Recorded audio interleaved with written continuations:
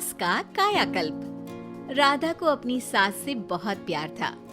Mummy जी, आपकी साड़ी कितनी प्यारी लग रही है। काश मैं भी आपके जैसी साड़ी पहन पाती। अरे बेटा, हमारे जमाने में तो साड़ी ही चलती थी। तू क्या करेगी साड़ी पहनकर? दिन भर भागा दौड़ी करती है। साड़ी कंफर्टेबल नहीं फील कराएगी। तू तो ऐसे ही जचती है बेटा। राधा सास को लेकर घूमने जाती, सैर करती और उनसे खूब बातें किया करती थी। एक दिन, अरे राधा और माँ सुनो, अब हम लोगों को बम्बई चलना पड़ेगा। मेरी नई नौकरी वहीं लगी है। अरे वाह माँ, कितना मजा आएगा ना। अरे नहीं नहीं, मैं नहीं जाऊंगी। बड़ा शहर, बड़े लोग, मेरा दिल नहीं लगेगा। अरे माँ, मैं हूँ ना आपके साथ। और सारा परिवार बड़े शहर में शिफ्ट हो जाता है। एक दिन, राधा, तू भी अब नौकरी में जाने लगी है। मैं तो बोर हो जाती हूँ। सोच रही हूँ आसपास की औरतों से दोस्ती कर लूं। हाँ हाँ माँ, और क्या, यहाँ की औरतें तो किटी पार्टी और बहुत सी फन लविंग एक्टिविटी करती हैं। तो बेटा 2-4 फन लविंग से मुझे भी मिलवा देना। बहू सास के साथ बाहर निकलती है तो देखती है कि सास की उम्र की जो औरतें टहल रही हैं, उनका पहनावा ओढ़ावा सास से बिल्कुल अलग है। लेकिन फिर भी राधा एक औरत को रोकती है। Hello aunty, how are you? Oh great darling. Aunty, हम लोग यहाँ नए शिफ्ट हुए हैं। ये मेरी मम्मी है। क्या ये कल से आप लोगों को ज्वाइन कर सकती हैं? वो औरत सास की तरफ बड़ी ही अजीब नजरों से देखती है, फिर कहती है, अब ठीक है, ऐसे भेज देना। सास समझ जाती है कि उस औरत को वो ठीक नहीं लगी, लेकिन फिर भी वो कुछ नहीं बोलती। अगले दिन, अरे माँ, अच्छी सी साड़ी पहनकर तैयार होकर जाइए। आपको आपकी दोस्तों के पास जाना है ना। और नहीं नहीं, मैं सोच रही हूँ घर पर बैठकर टीवी देखूं। वैसे भी रामायण का नया एपिसोड आएगा। नहीं माँ, आप जाओ ना, लोगों से मिलो,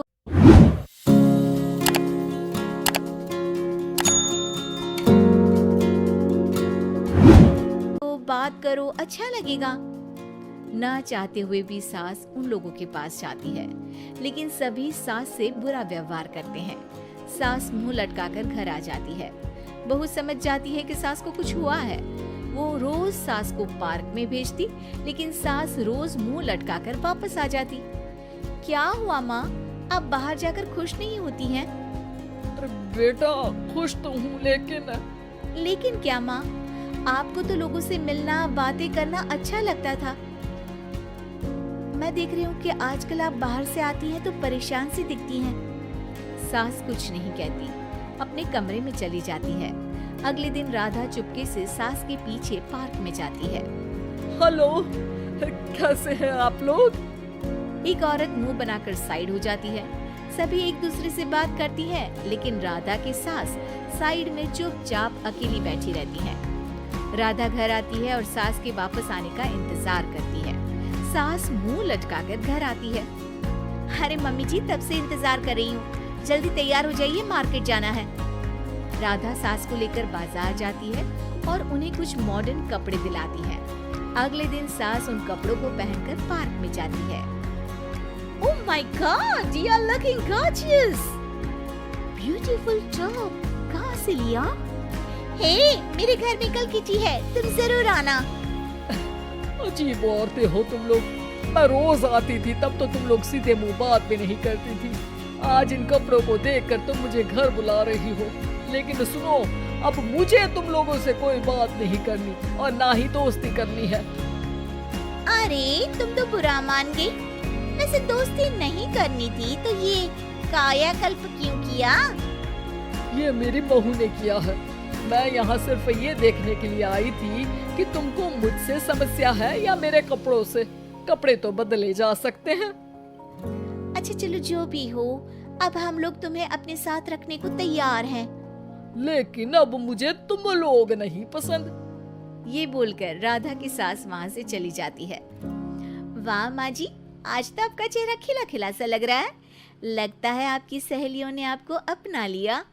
हाँ, वो तो अपनाना ही था। दिखावे वाली जो है वो, मेरे कपड़े बदलते ही उनका दिल बदल गया। लेकिन आज मैं उन्हें मना कर आई, अरे क्यों माँ जी? क्योंकि उन लोगों को मुझसे नहीं मेरे कपड़ों से दोस्ती करनी थी। वैसे मेरे पास तो तू है ना, मेरी प्यारी बहू, मुझे किसी की जरूरत नहीं है। अरे नहीं नहीं माँ जी, आप ऐसा क्यों सोच रही हैं? बेटा, ये गलत भी तो नहीं है।